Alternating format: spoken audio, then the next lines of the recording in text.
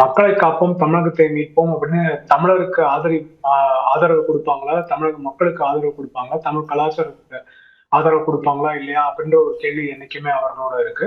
ஆனா இன்னைக்கு முதல்ல நண்பர் சூர்யா கிருஷ்ணமூர்த்தி அவர்களுக்கு நான் மகிழ்ச்சியை தெரிவிச்சுக்கிறேனோ இல்லையோ, பாஜகவை சார்ந்தவர்கள், பாஜகவின் தலைவர் அவர்கள் எல்லாருமே ஆதரவையும் நன்றியும் சொல்லிக்க வேண்டிய அவசியம் இருக்கிறது. தமிழ்நாட்டின் அரசியலே பாஜகவின் எதிர்ப்பு தான் போன 14 வருடங்களாக அப்படின்னு சொல்லியிருக்காங்க.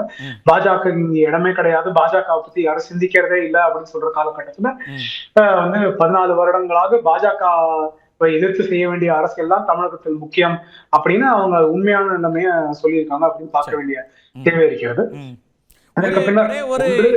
ஒரு செய்தி உங்களுக்கும் ராஜகோபால் சாருக்கும் அவர் முன்னாடியே கேட்டதுனால ஒரு நீண்ட ஒரு சமூக ஊடகத்தில் தன்னுடைய பதிவு ஒன்றை முதலமைச்சர் மு க ஸ்டாலின் பதிவிட்டிருக்கிறாரு எக்ஸ் தளத்தில். அதில் திரு சுதர்ஷன் ரெட்டியை ஆதரித்து அதில் கடைசியாக அவர் சொல்கிறது as a opposite of anti-federalism, authoritarianism and the trend of spreading hatred, mister Sudhakar Reddy stands அப்படின்னு சொல்லிட்டு அவரை ஆதரிக்கக்கூடியதுக்காக ஒரு விரிவான ஒரு பதிவை போட்டிருக்காரு உங்கள் நாலேஜுக்கு. எஸ் திரு ராமசாமி, நீங்கள் தொடரலாம். என்னை பொறுத்த வரைக்கும் டெமோக்ரஸி பாஜக ஒரு யுனானிமஸான